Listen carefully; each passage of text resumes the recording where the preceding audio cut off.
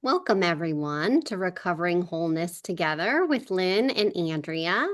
And I am Andrea. My pronouns are she, her. I live in Philadelphia, which is the traditional land of the Lenape people. I am in recovery from alcohol, anxiety, disordered eating, loss, grief, lots of other things too.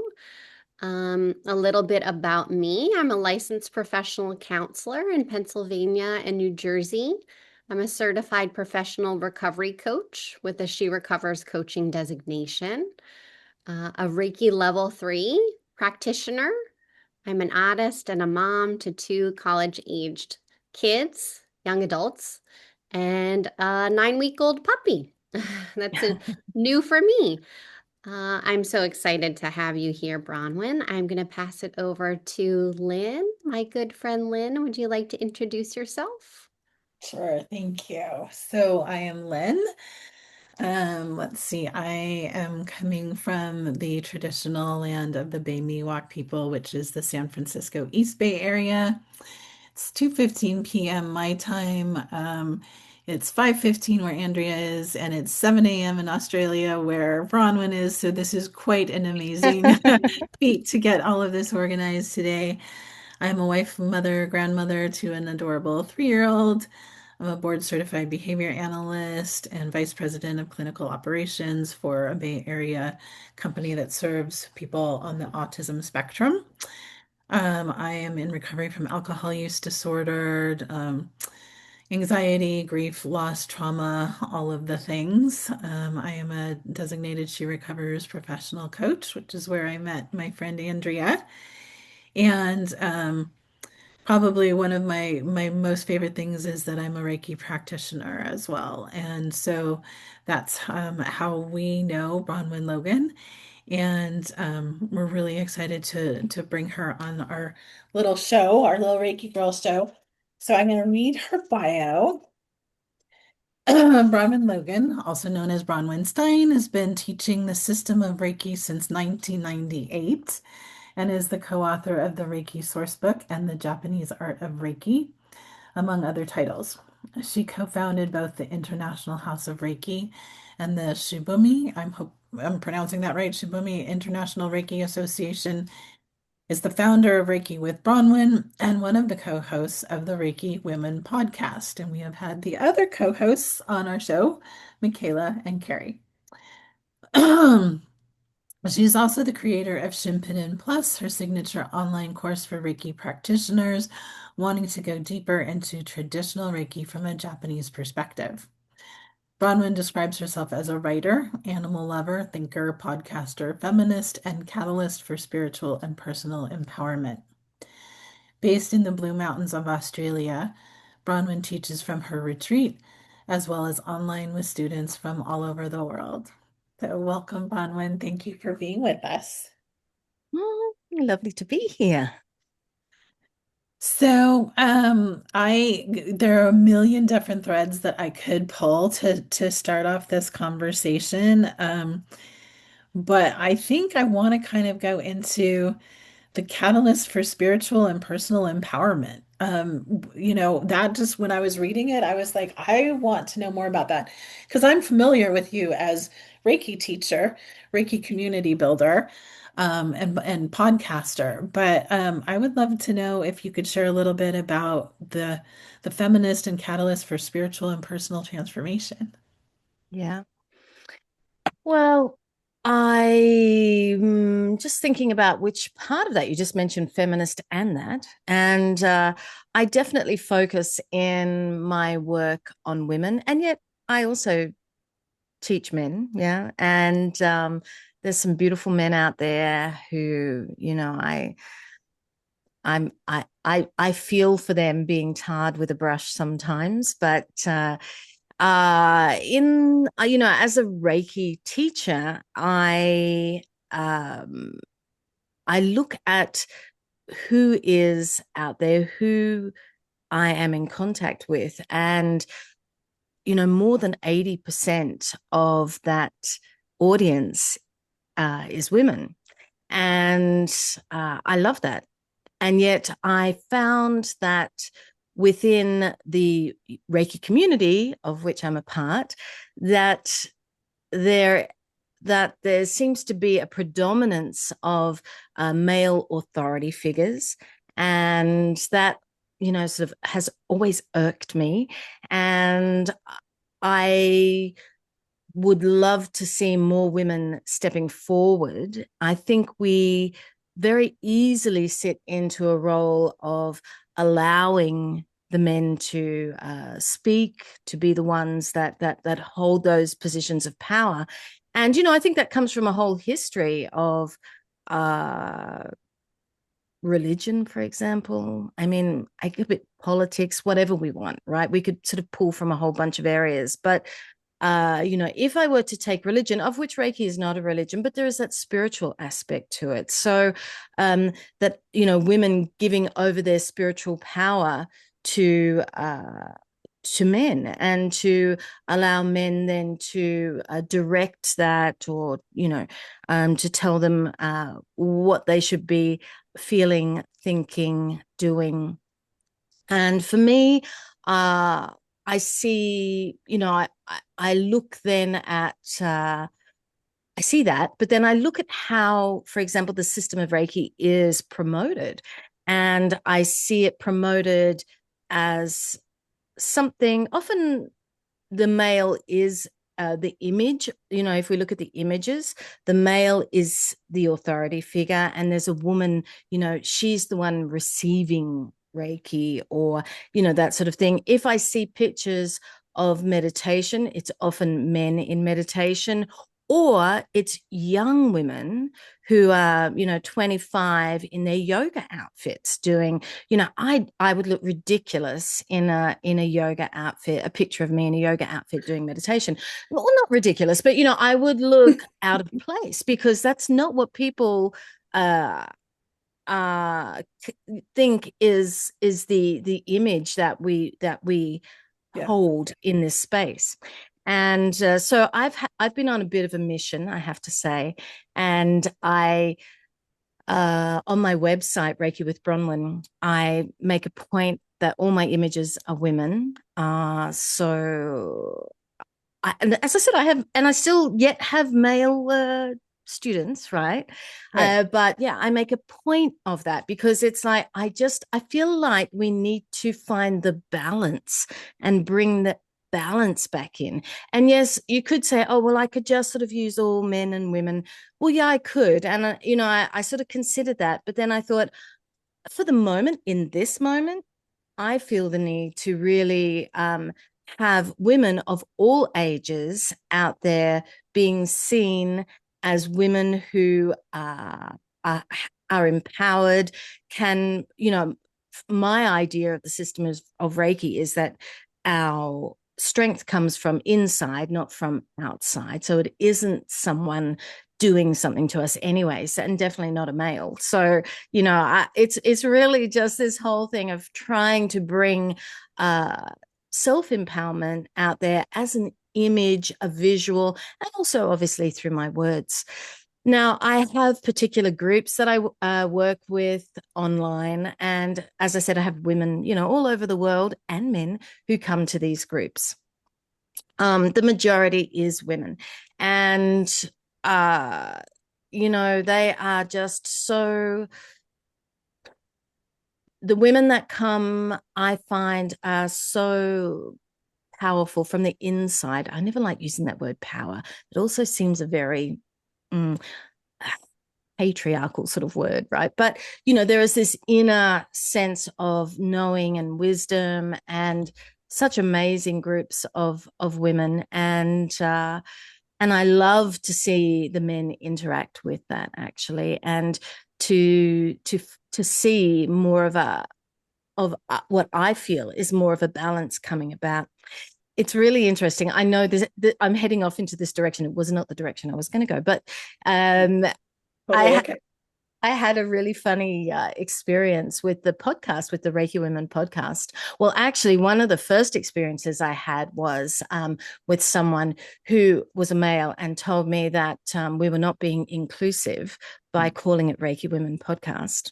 which was sort of absolutely ridiculous, because the whole point of it was to bring about balance rather than sit in the imbalance, right? And that was obviously a male who said that. And the frustration of that, and the inability, that was a Reiki person, to actually have that self-awareness, to know, to understand that women, as a woman, I do not need to still sit in the space of a male space. I actually need to sit in a space that I recognize and can relate to. So that was interesting. But also, Carrie had a really funny story that she'd invited or had spoken to another male and said, oh, maybe one day you'd like to come on the podcast because he had something interesting to say. And mind you, that wouldn't have happened, because we did make a point of saying that we were trying to lift women's voices. So that we wouldn't probably be doing that. But he said, oh, yeah, but you're 3 women. I'm not sure that would be okay. And he was scared of being on a podcast with 3 women. Now, if we look at the imbalance that exists out there, right? How often do you see a bunch of men and 1 woman? Well, that's what we normally see, right? So, and, we can't be scared. We have to get out there. We have to do it. And, we weren't going to pick on anyone. I mean, it's certainly not what, why would we pick on someone? That's definitely not what we would be doing. But yeah, it's very interesting to see this, the dynamics that are happening there, and how that is felt. And there's obviously a great deal of threat felt by men coming from women. I mean, if you think that there's over 80% of women in the Reiki world, then it must be really tough being a guy and thinking, I have to hold on to my space here. I have to hold on. I have to be, of course, that's not true. They don't have to do that. But it feels to me like that is what's coming out of that, right? And that's really interesting. And it's probably reflected out through the world that we live in. We're just a reflection of that, aren't we? Yeah. So that was that.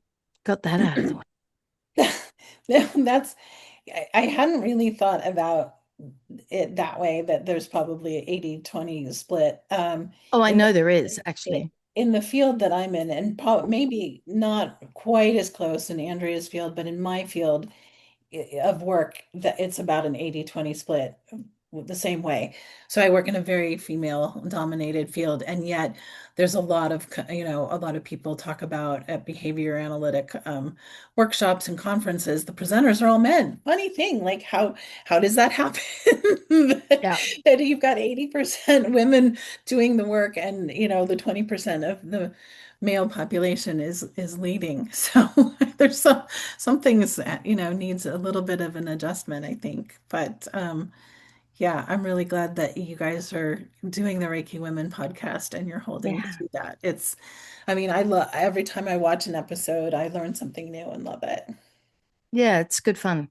And, that thing of the women doing the work, that's the interesting part of all of that. It always reminds me of, I said that religious thing of, I was brought up a Catholic, and I also went to boarding school. So I lived with nuns. And I think of nuns, right? And, the nuns just ran around after the priest. It was unbelievable, right? Running around after them, doing everything for them, making sure that, they were treated like little demigods. And it's obviously the structure that holds. And, it felt strange and weird, and it felt like a dysfunctional marriage, so yeah. Yeah, I went to Catholic high school. I'm not Catholic, but I went to Catholic high school, so I have some of that experience too. Yeah. How about you, Andrea? Me too. Yeah. This is something I've been reflecting a lot on recently. I don't know why it's come up for me, but I went to an all-girls Catholic high school, and there were 33 in my graduating class. And we didn't have, so it was very small. We didn't have priests. We had not many nuns, but we had nuns, and they functioned just fine without the priests. But in other communities, it is interesting to think about that dynamic and how that yeah, it's just a reflection of our culture and our society, and how, like you said, Lynn, in the field that I chose, counseling, it's a helping profession, and it's predominantly women, but most times the authority figures, whether it's the authors or the speakers or the, conference leaders, are men. And I think that there's something really special about Reiki that is empowering. I felt that myself when I took my first Reiki class. I felt empowered. I felt more in balance than I had felt in a long time. And I'm wondering if you could say a little bit about that, Bronwen, maybe what it is for you that um, allows you to step into that role as a leader, Mm, a Reiki leader. mm. Well, I guess a lot of it has to do with my sort of foundation understanding of what the practice is, what I think it is, and everyone seems to have different ideas on that. So what my thoughts are, and how I see it as it being about my uh, my inner growth. But I feel like we are sort of born into the world whole, if you like, right? Mm-hmm. And so we have this wholeness, and then we do all these things in our lives. Things happen to us, good things, bad things, if we want to label them as that, just experiences. And all those experiences color that wholeness. And then by the time we get to, be adults, we don't really know anymore what that wholeness feels like. And so it's finding ways. And I do believe that that's what the system of Reiki is about. It's about finding ways to return to that wholeness. So it's very much about us, and it's not really about anybody else or doing anything to anybody or, nothing like that. And it's just about our own selves and how we experience life. And I actually have, let me just get that. This is really nice. Don't know if it's off track, but anyway, I'll pop it up here. So it's a picture. I don't know if you can see that. Oh, there's a. Can you see the words in that on that? Yeah, because I know the words are hard to see because it's got the blur, isn't it? Yeah. Yeah. Cooking, Anyway, I got a cooking pot. That one's highlighted, but yeah, I mean, cooking. that's the Reiki symbol. I mean, yes. Yeah, so this is just Reiki, right? Right. It's kanji, so it's Japanese language, but it's the old kanji. This is pre-1940s. So today, when they write Reiki, it's a lot simpler. They simplified the language down. So, but it actually tells a story, and it's a story of wholeness. And that's how we know that the practice is about wholeness.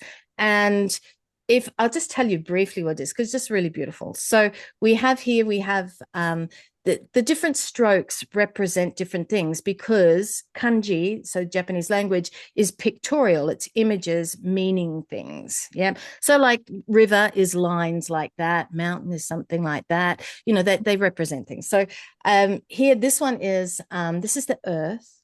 And this one up here is the heavens. And then here we have the clouds.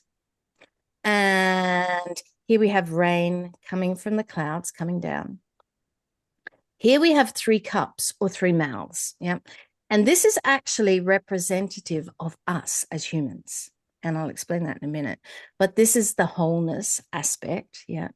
And then here is something really beautiful. This is a picture of 2 shamans dancing. But historically, they're female shamans, because women have always been considered to be the origin of things. We are the creators. We are, we're the womb, if you like. But we are, from us things are born, from us things are created. And especially in Japanese culture, that's really important. And so here we have the little female shamans doing their dance. And this is their practice, the line above that represents their practice. So what it's saying is we have the earth and the heavens. So the Japanese believe that in the very beginning, you have the earth and the heavens, and then the two come together. So they come together through the practice here. When the shamans do their practice, then the blessings, the rain comes from the heavens down into these three cups into us. So that's when we think of us as three cups, we are this earth, because we are a mirror of the universe, right? So we're the earth, we're the heavens, and when that blends together at the heart, then that creates a whole person. And so here we can see it both ways. So the three cups are us, and it's also, we are the center point, or life force is the center point of the earth and the heavens. So when the earth and the heavens come together, it creates life.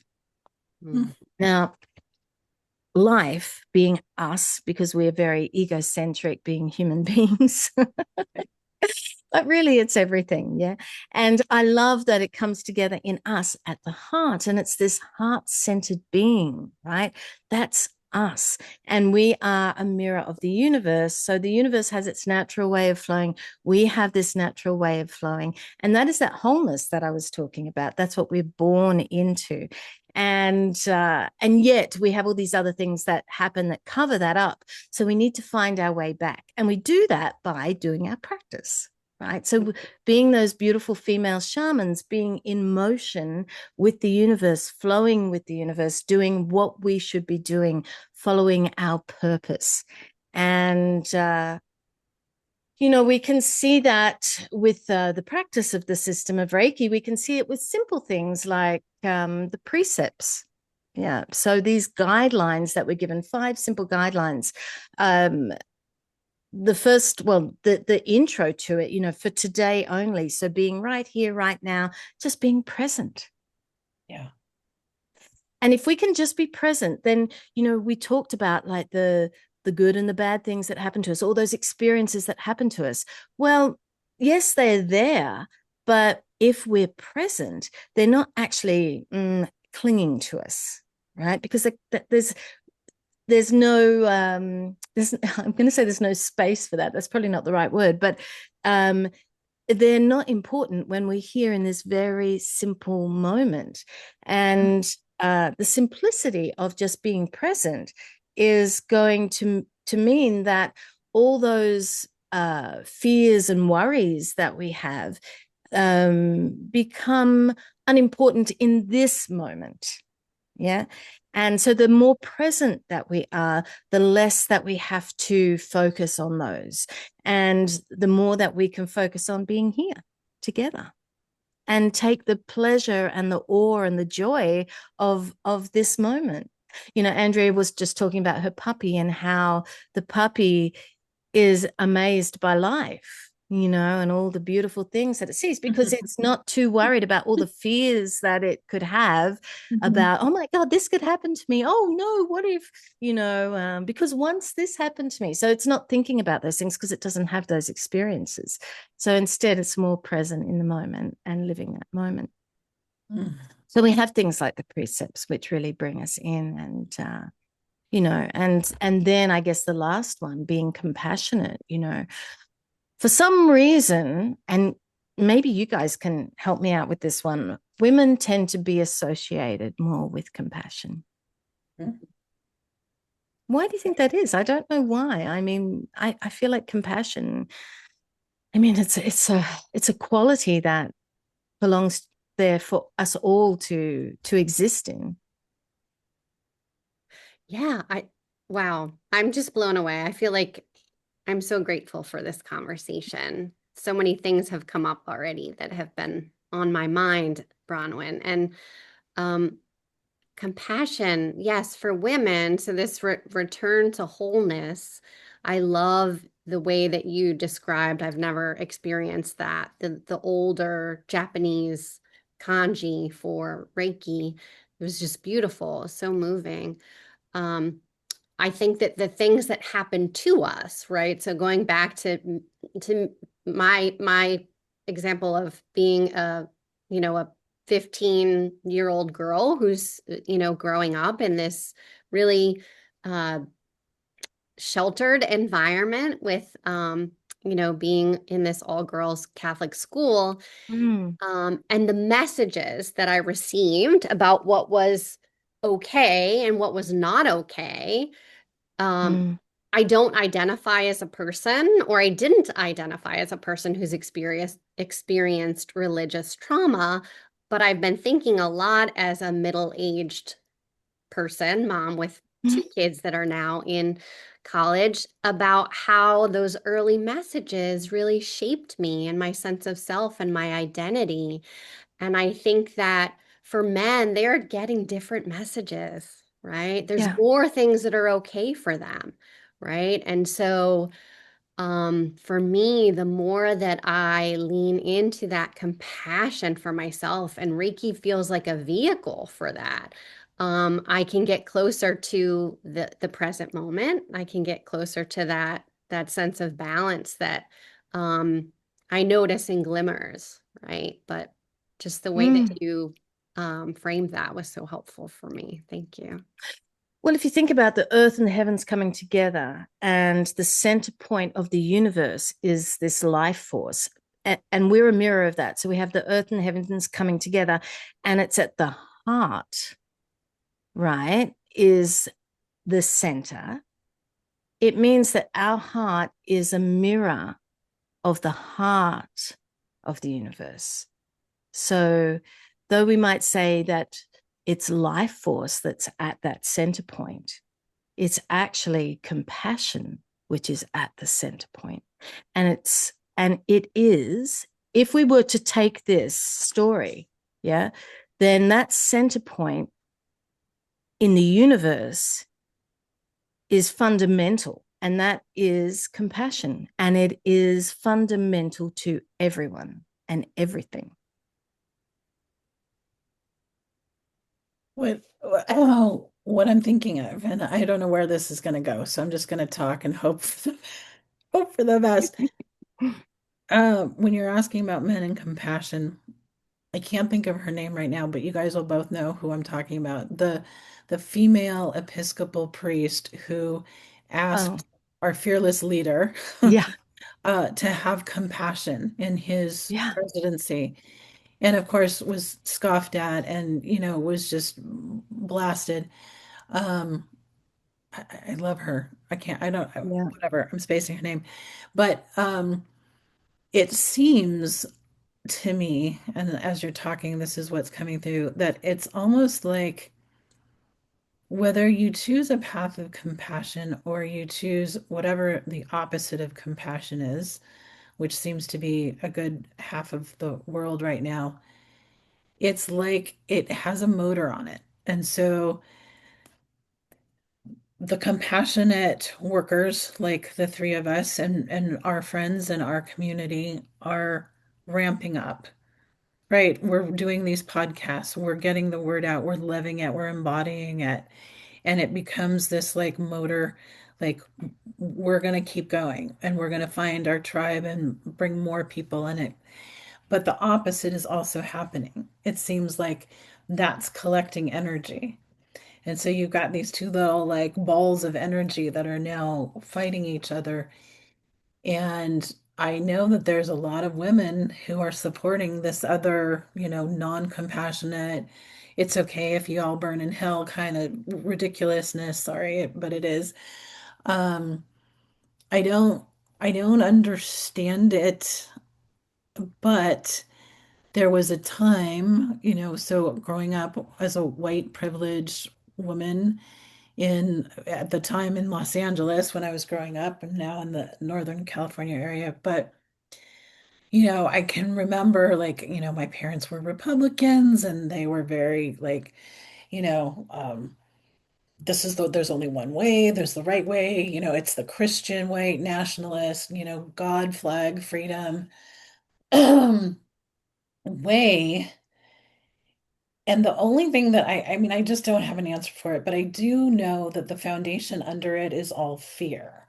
And so, kind of to circle back to Usui and Reiki and returning to wholeness, Usui's whole point is to let go of anger and fear and live from compassion.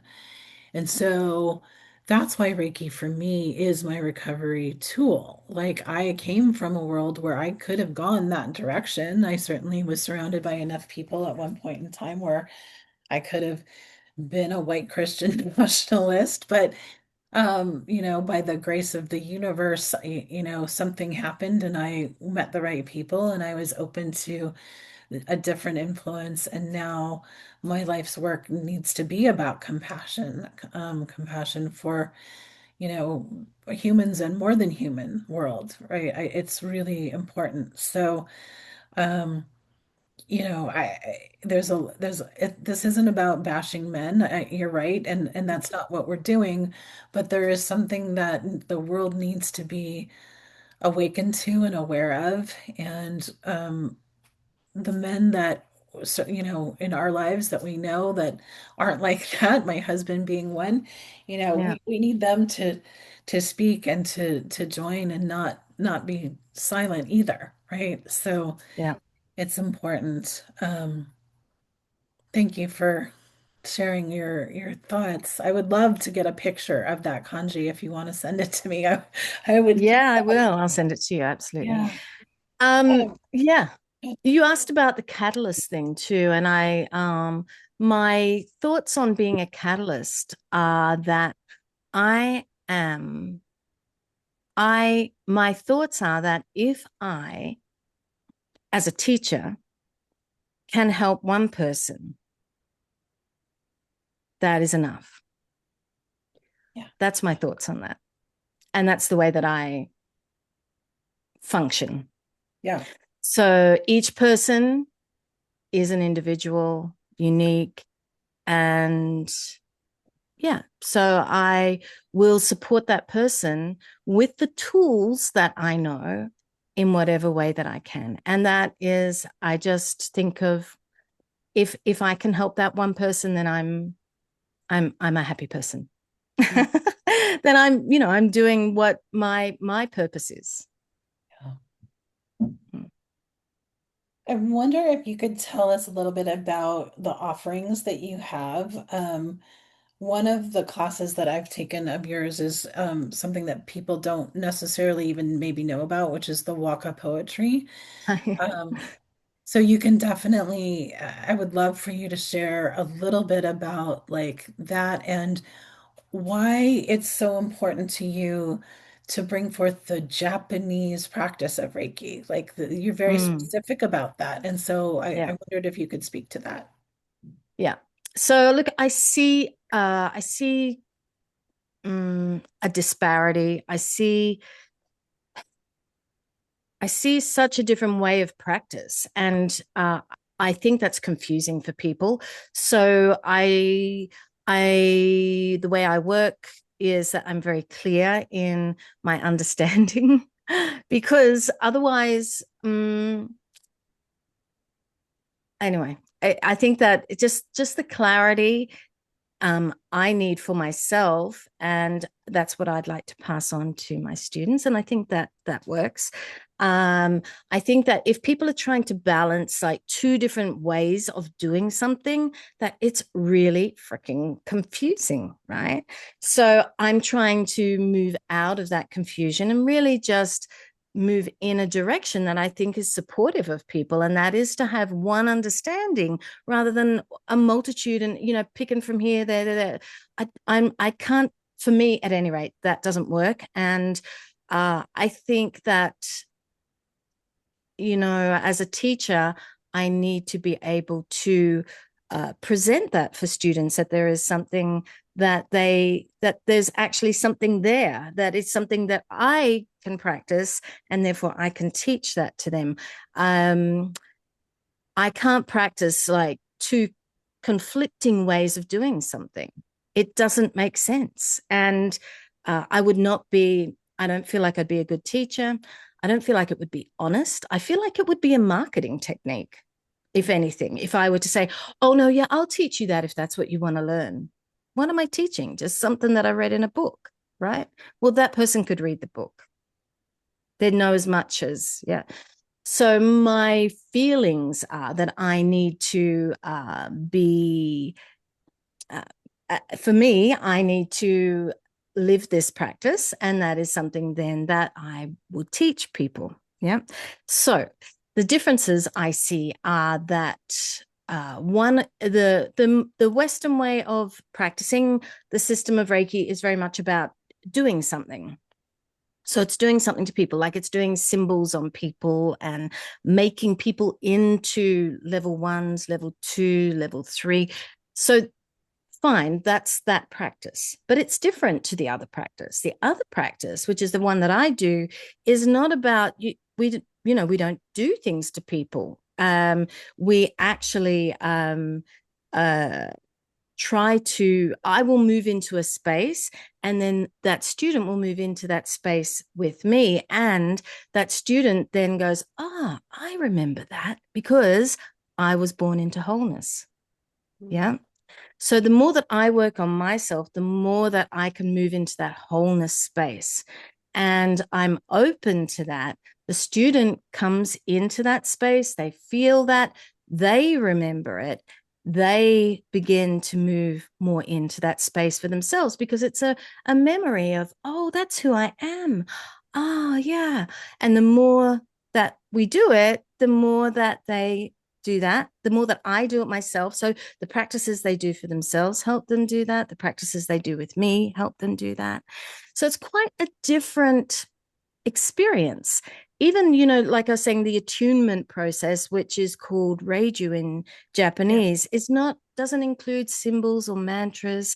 It's not about doing something to someone. And so it's such a different idea that I can't find a lot of crossovers. I know a lot of people say, oh, it's good to find, what's the word, where, areas where we cross over. Sure, but that could be, yeah, but I mean, that could be with Tai Chi or, it could be with all sorts of things, right? Yeah. And I just find it a very different practice. So to the waka, to the Japanese poetry, the course that Lynn did, which is an online 21-day online course.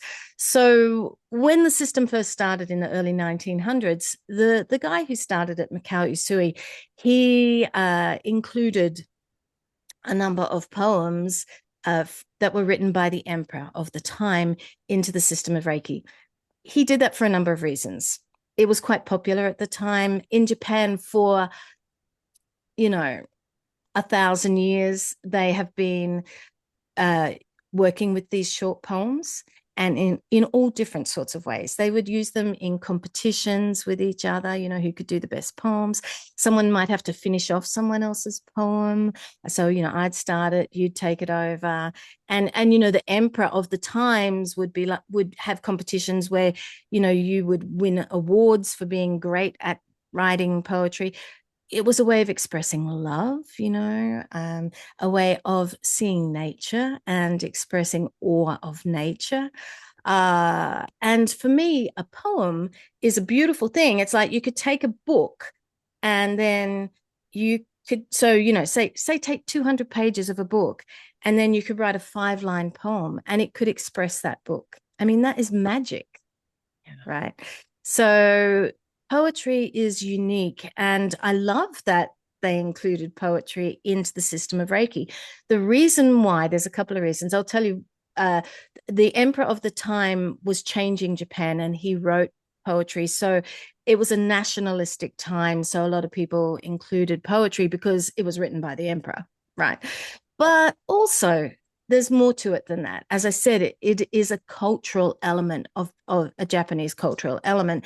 And in our culture too, it's been an element which today we think of poetry as something you learn maybe when you do English at school, right? It's not actually a part of our lives. For some people, sure, but they're 0.01%, right? I don't think it's that popular, but it's beautiful. And I love, when I'm sure for anyone, when they read poetry, it brings them back to the joy of that, and that that condensation of information that you can get in these words and the meaning that we can have from that.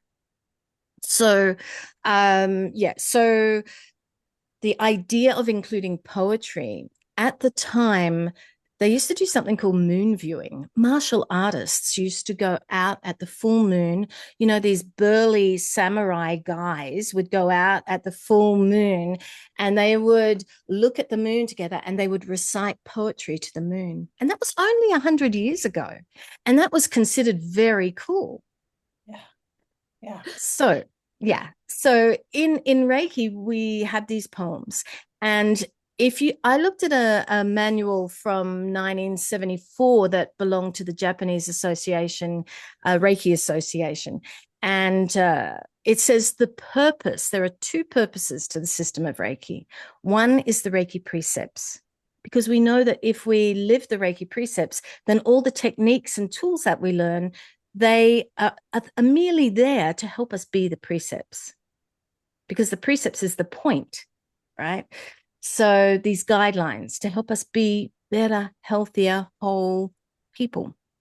And yet, how do we do that? The other purpose is the poetry. So they were the two main purposes. And this was in 1974. So, you know, it's not the beginning of the 1900s. And they still today practice the poetry in Japan.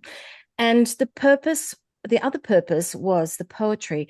So the poetry gives us access, mental access into the precepts. Because if we think about the precepts, they're thinking things. They're not doing things as such. Like, it's not meditation. It's not hands-on healing. It's not chanting or drawing symbols. It's a mental activity. And so is the poetry. So the poetry helps to give us access into the precepts, into a better understanding of the precepts, how to be compassionate. Read some poetry about being compassionate, finding out it's getting us to ask questions about ourselves. Yeah. Yeah. So that's what that's about. Yeah. You guys see this? I know I've got the blur thing. So this is a Yeah, leather you've got the same problem I've got. leather-bound journal that I bought so that I am like keeping some notes for my daughter and my grandson if they ever want to read them ever in life. And I did 21 days of waka. I wrote the waka bit for each day. So I wanted to read one of these. So overgrown with a dense thicket of briars and brambles, a path needing tread upon is one that must be followed. It's by Empress Shokin. And then I wrote, I've always followed my heart, even though it often created conflict and heartaches for others. Over time and sobriety, I've learned to pause and ask for clarity rather than just impulsively acting for whatever my thoughts were telling me at the time. Now I am trying to work through my karma and follow the course set by my true self and my true nature. It is a lonely path of hopeful service and waymarks to show you, too, how to find your way. Although it's less exciting and dramatic, it's the only way that fulfills the soul and leads to peace.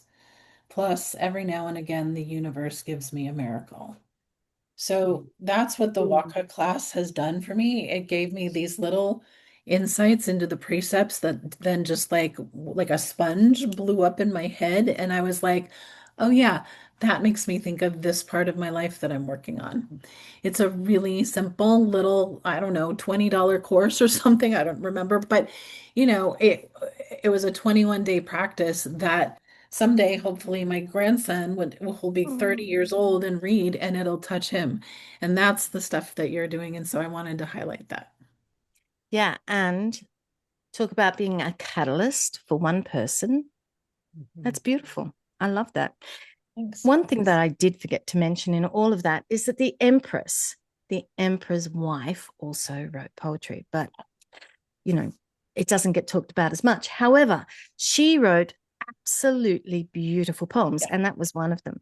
And I've set some of them to music, and I'm going to send you the link to that particular one with a little video, because I've done that one of hers and I love it.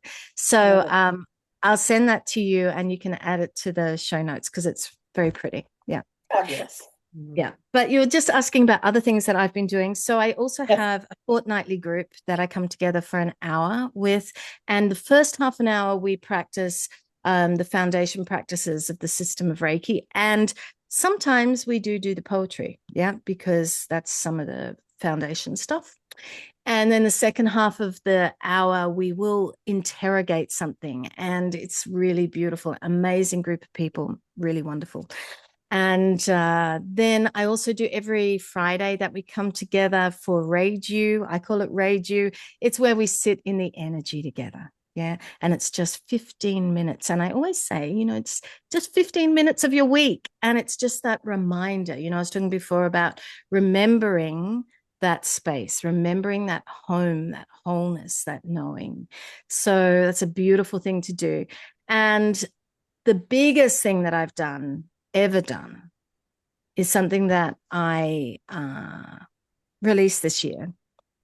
And it's taken me a year and a half to create, but it is the culmination of everything that I've ever done in Reiki. And it's an online course, and it's called Shinpiden Plus. So Shinpiden is Reiki 3.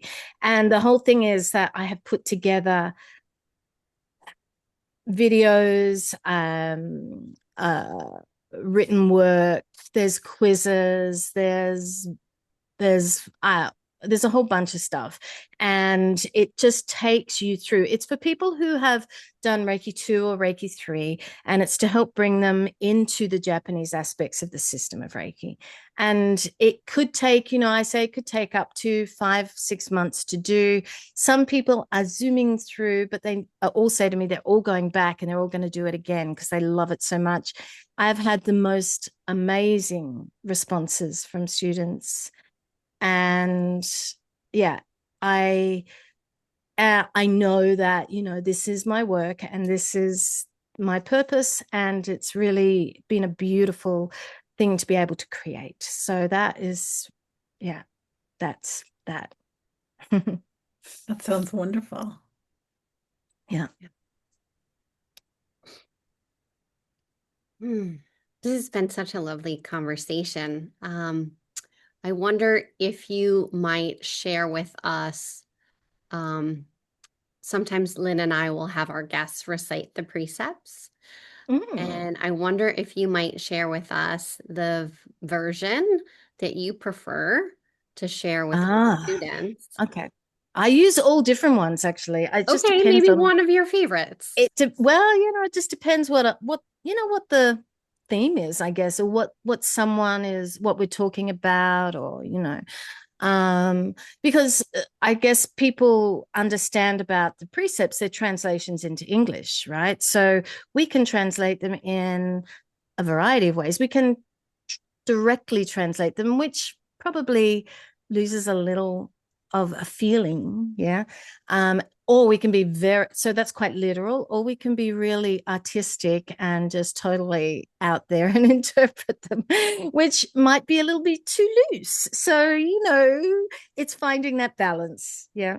And sometimes I just like going back to like a more, yeah, it's going to be hard to decide because there's obviously the fourth one is the one that always gets me, because I can see that in so many different ways. But anyway, all right. So I always translate it as for today only. Yeah. So for today only, do not anger, do not worry. The next one I first learned as to be humble, but grateful is a more accessible way into that. And I see the relationship between these two words. Humble doesn't mean not to speak up, not to be yourself.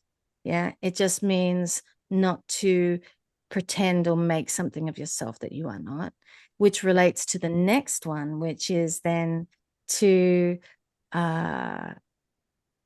Well, to be true to who you are. Yeah. Mhm. And that we need to understand that that talks about our purpose. And our purpose means that we need to work. We need to do our work. We need to know what that work is, and we need to do it. Because one of the translations, a more literal translation, is to do our work diligently. And that is to be true to who we are. And then lastly, be compassionate to ourselves and others. And the word hito is used in that, right? Which the Japanese word hito. It doesn't actually say be true to yourself and others. It just says hito. And hito is an interesting word because it means ourself. But in saying ourself, it also means others. So the one word is encapsulating the fact that if I am compassionate to myself, I'm naturally compassionate to other people at the same time. That's so interesting. I really appreciate that attention to language and the meaning of the original Japanese. When I learned the precepts originally in my first Reiki class, I really felt like that was about being kind to every living thing and myself as an afterthought, right? But Yeah. you're saying it's the other way The other around. way around. Yeah, Yeah, me too. I beautiful, learned it that way too. beautiful. Yeah. Yeah. Thank you. That was something I didn't know, and I really am gonna meditate on that tonight. So many things to meditate on today. Yeah. I just love the way you're such an incredible leader and community builder. I mean, that is clearly your purpose. And I think for people that don't know, you know, finding your purpose feels like a really abstract concept. But for people that don't know what their purpose is, I think learning more about Reiki can lead us in directions like I don't think it's a coincidence that after I started studying Reiki, I returned to um, creative practices and began to identify as an artist and to share that with other people. And that became a spiritual path for me, right? So I think, um, this returning to wholeness, finding what the true essence or getting closer to the true essence of ourselves can bring us into the balance that will then allow us to find more clarity in what our purpose is. But it's just been such an amazing conversation talking with you, Bronwen. Thank you. Thank It you. was Yeah. beautiful. So nice to be able to just chat, right? Right. Yes. Thank you. Great chat. Do you have any final parting thoughts for anyone that may be like, I'm not sure about Reiki, like what, any suggestions of an entryway for someone? Yeah, I thought that was really beautiful, you bringing in the precepts at the end. As I said, that's what it's all about. And that's just gonna, if you can follow such simple guidelines, then, you will be a better person. You will be more self-aware. You will be thinking about how you interact with your world, how you can be healthier, and how you can be healthier with others. Perfect. Simple and true. Thank you, Bronwen Logan. It's been so nice to talk to you. We will put all of her links in her bio in under the YouTube in the profile there for everyone to access. And I definitely recommend, if you can't do a bigger course, do that walk a course. It's so simple. It's just like a half an hour a day. Do some journaling. I promise you will not regret it. Definitely going to sign up for that. Can't wait. Thank Thank you so you. much for your wisdom and your time and all of your kindness. Well, lots of love.